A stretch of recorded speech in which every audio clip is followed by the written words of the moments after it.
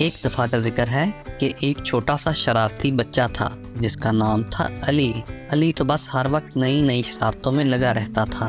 کبھی کسی درخت پر چڑھ رہا ہوتا اور کبھی کسی بلی کے پیچھے دوڑ رہا ہوتا۔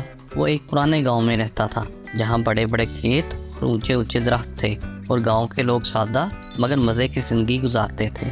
علی کا سب سے پسندیدہ کام تھا کھیلنا اور ہر چیز کو کھوجنا۔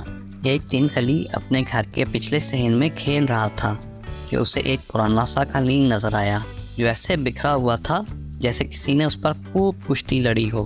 علی نے کہا یہ کیا ہے؟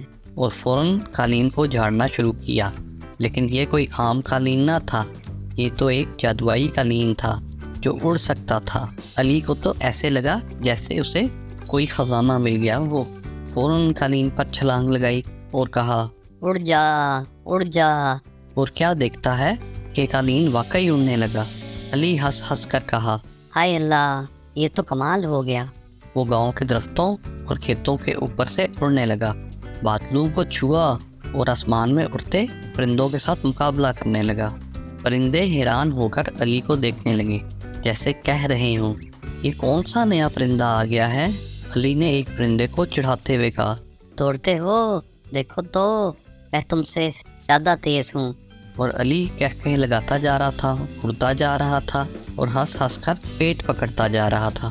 لیکن پھر اچانک زوردار ہوا آئی اور قالین کو دور اڑا لے گئی۔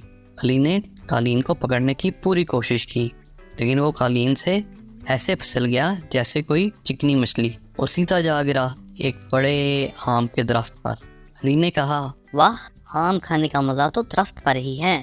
اس نے اتنے آم کھائے کہ پیٹ بھر گیا، لیکن جب نیچے اترنے کا سوچا تو سر پکڑ لیا۔ اب یہ کیسے ہوگا؟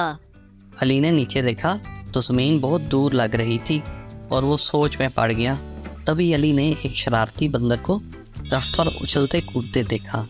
علی نے زور سے کہا ارے بھائی بندر، سنو میری مدد کرو نا۔ بندر نے علی کو دیکھا اور مسکرا کر کہا چلو تمہیں بچاتا ہوں، اور علی کو اپنی پیٹھ پر بٹھا لیا۔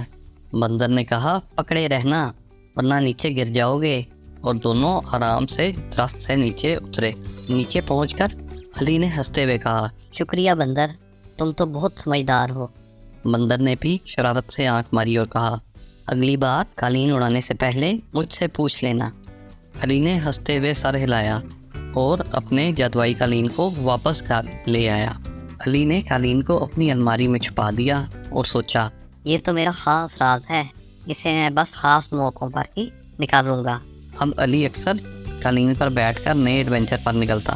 کبھی وہ جنگلوں کی سیر کرتا، کبھی دریا کے اوپر اڑتا، اور کبھی کبھی تو وہ چاند کو چھونے کی کوشش بھی کرتا، پر چاند ہمیشہ ہنس کر کہتا بھائی یہاں تک نہیں پہنچ پاؤ گے۔